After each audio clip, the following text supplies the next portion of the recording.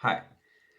So today I'm going to discuss about how the job description looks like for quant positions in India. Yeah, the job description could be somewhat different from the job descriptions you may have come across in financial centers like London or New York. And I'm going to discuss as to why that is so.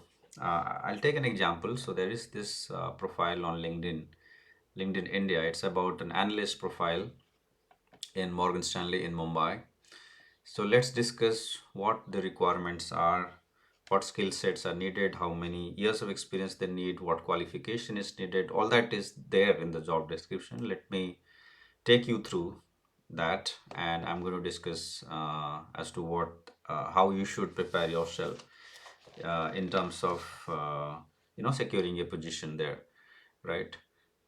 So the job description starts with the department, as you can expect. So what it is about. So this is a role with Morgan Stanley's model risk management. So the position is analyst model risk quant. So what do mean by model risk is about assessing the quality of the model, validating the model. It could also be monitoring the model performance, assessing the accuracy of the model performance, and assessing different risk related to the model itself, because models can also perform badly in some instances, and therefore it's very important that you assess the risk of being in that situation. And it could be for a variety of reasons. It could be because of wrong methodology use, data quality issues, etc, etc. There could be many other reasons. Okay, so model risk as such itself is a risk type, by the way, right? And sometimes there is a overlap between model risk and market risk, model risk and credit risk, model risk and operational risk. But model as such also bring some risk to the table, and that needs to be managed. And that's exactly where this position is in, right? So what is the role like? Okay, so it says that the primary responsibilities of the role include such and such. So first point being provide independent review and validation compliant with MRM policies. MRM is model risk management policies and procedures. So in regulatory areas, you always have policies and procedures. That there will be set guidelines. It's not that you'll be inventing something new. There will be already some set guidelines, and you need to assess whether the models are good based on the guidelines set out in the procedures. Okay, and this could be guidelines based on regulatory prescribed method. This could be regulatory prescribed, or there could be also some related to internally prescribed guidelines. Okay, you must have you must have good knowledge of conceptual soundness of the models, quality of the model, limitations of the model, data quality. You should be able to do ongoing monitoring. You should be able to assess tool performance. Yeah, these are very typical model risk management work. You either work on assessing model performance in monitoring team or in validating the models. Take initiatives and be responsible for end-to-end delivery of the stream of models and tool validation. So you could also be developing tools. That's also one thing I would like to mention, that in India, a lot of the time the work that is outsourced is mostly about maintaining the models. Okay, things have changed over the years. I also see model development also happening, but chunk of the work used to be about maintenance of the models, or implementation of the models, or work which are not directly model development, but it's more about model maintenance. But things have changed. I do see there's increased amount of work in model development these days, from what I've heard from my friends and former colleagues. And apart from that, you also see work related to software development plus model. That kind of work also going to India. That means imagine there is a software to be developed for model validation, or for scenario analysis, for stress testing, for for from data quality assessment. Like it's a proper software development project, but that requires people with knowledge of risk management and modeling, right? It's difficult to find such people who have experience of software development, but also they are capable of understanding models and risk management and finance. So it's difficult to find such people, but I know that people who have got experience in modeling, they do get experience in writing code as well. But software development itself is very different actually, and that's where I see struggle for many of these quants, because while they can write code, but doing an end-to-end software development is totally different, right? It's not just about doing some data analysis, it's a lot more than that. And that's where people with IT or tech background are quite useful, and that's also the reason why I've said this many times on this channel, that people with tech background are now preferred in banking and financial service companies more than ever before, for good reasons, because most of the banks are trying to be fintechs. A lot of automation activities are going on. So if you are a really good software developer, yeah, if you can learn some finance and quantitative models, then that will, yeah, your profile will be really really stand out in for such roles. Yeah, goes without saying, you need to be good with communications. Yeah, you should be able to challenge methodologies to developers. So it also requires you to be more not just a technical person, but you should be able to talk to people from different departments, from front office to compliance to audit to model development to data team and so on and so forth. So you're supposed to be a good communicator. You are expected to do non-technical activities such as stakeholder management and so on. You should be able to write well, because model validation reports are submitted to the senior management. So the quality of these report must be really really good. That's also one area where I see our Indian quants probably don't do that well, or probably there's a room for improvement, simply because I think many of our quants don't have the experience of writing long documents. It's mostly with the freshers. I know with experience you gain the skill, but with freshers, this is an issue I have experienced in the past, but this is also something many have even voiced, because if you come with a bachelor or master's degree, you barely have any experience of writing a thesis, right? But you need to write very academic documents, and that can be very challenging sometimes. So if you can also improve your writing skills, that will be really good. So what are the skills required? Right, you need to have a master's degree or a PhD degree in quantitative disciplines such as statistics, mathematics, physics, computer science, engineering, and so on, right? So in the job description, it is mentioned that you need to have master's degree and doctoral degree or PhD degree. But I have come across many in Morgan Stanley. In fact, some of my former colleagues are working there in Mumbai, who do not have a a master's degree or a PhD degree. So they just have a bachelor degree in engineering, in computer science, or in any of these technical degrees.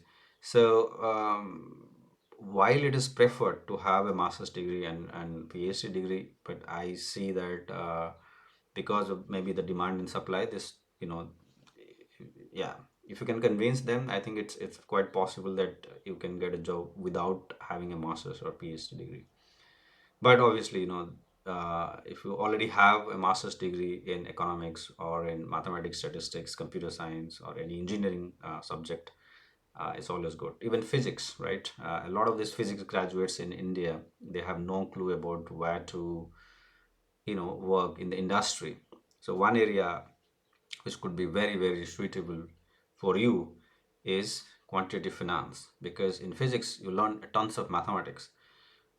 So if you have mastered the mathematics used in classical mechanics and electrodynamics, quantum mechanics, You have learned real analysis, numerical analysis, complex analysis.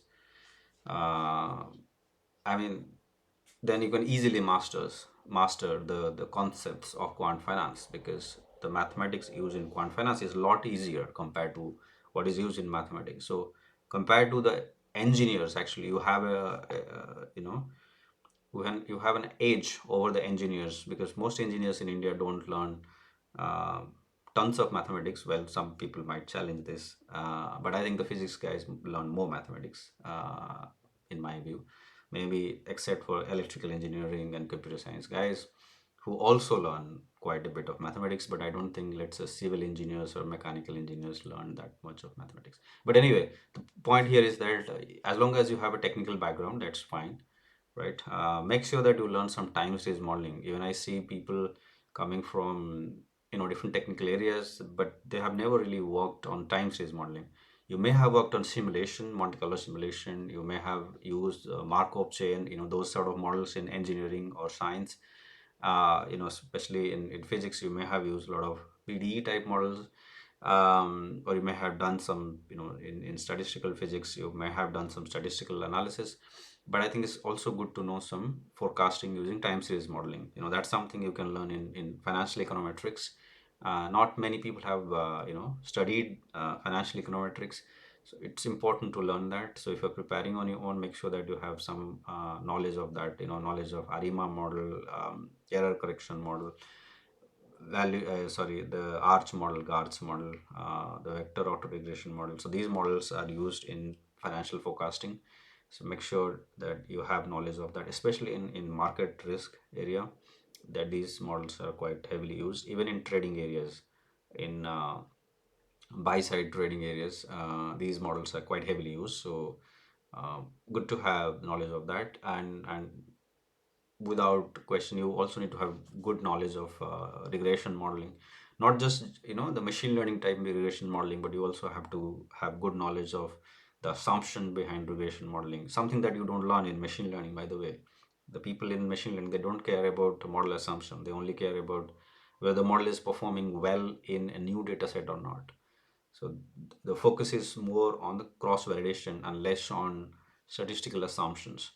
But in quant finance, both are important. Okay, so assumptions are important, but also cross validation is equally important. So you need to know both. Um, it also says that you need to have good knowledge of programming, Python. I've said it many times on this channel that Python is becoming the most popular language in quant finance. It was not the case even 10 years back, but things have changed dramatically. Knowledge of R, Scala, and MATLAB is also preferred. Also important to note that MATLAB and SAS, they're still used in the industry, especially SAS, but also MATLAB. Some codes are still in R, so, but if you are familiar with one language, let's say if you're familiar with Python, I think it's not a very difficult thing to learn, SAS or MATLAB. Okay. And willingness to learn new and complex topics, and that's important because when you work in such a department, you will be coming across very new concepts, new models, new products.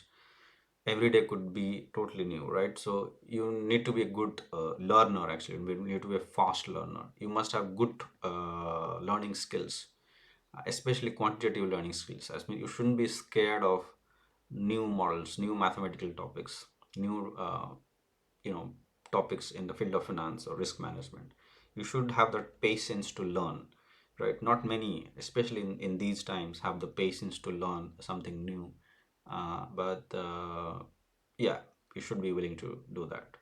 That's also the reason why you are paid so highly, right? Because you have good academic skills. If you want to work in quant finance, you need to have good academic skills, but more applied, right? Industry oriented academic skills, not the academia type academic skills.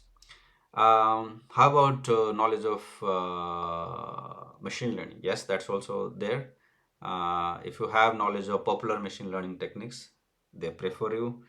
Uh, I would advise just keep it simple. Just learn decision tree, logistic regression, learn about boosting, bagging, support vector machine, learn about cross validation techniques very well. Super important. Ensembling, learn a bit about that. Okay, these are the concepts you should know. Learn about bootstrapping and sampling, resampling. Those concepts are also quite useful. Relevant professional certifications such as CQF, FRM, CFA, if you have made even any progress, that really is useful. Especially if you're coming from non-finance background, you do not have a master's degree in economics or finance, I think having a CQF or CFA, FRM does help. Especially for beginners, right? Once you are experienced, 4 5 years experience, nobody cares. But for the first few, want to get a your first job, I think having FRM, or if you have cleared a couple of levels of CFA, yeah, it is quite, yeah, it looks quite good on your CV. Um, yeah, strong technical programming skill, understanding of how model risk impact business, and blah blah blah. So you know job description is always like, it's more like wishful thinking. Like, you want long list of topics, and you want someone who is good in everything. That's almost never the case, right? So what is important for you to is to know that you should have good understanding of quant modeling, you should have understanding of some finance, should have good understanding of financial products. Regarding regulations, and just have basic knowledge. It's practically impossible to have knowledge about every single topic in the regulation. If you worked for European regulation, you may not be very familiar with the US regulation, or the other way around, right? So that's something you should not be too worried about. um, yeah, any questions you have, let me know. By the way, in the course that I have created, it does cover almost everything that is there on this job profile, right? You learn model risk management, you learn about validation of models, you learn about stress testing, you learn about financial econometrics, time series modeling, as I mentioned, you learn about machine learning, you learn about Python programming, simulations, pricing of different financial assets. Yeah, so all these concepts are also there in the course that I have developed. It's very focused on industry profiles rather than, it's more applied, less theoretical, and it's based on my own experience of working in the industry. All right, if you're interested, let me know.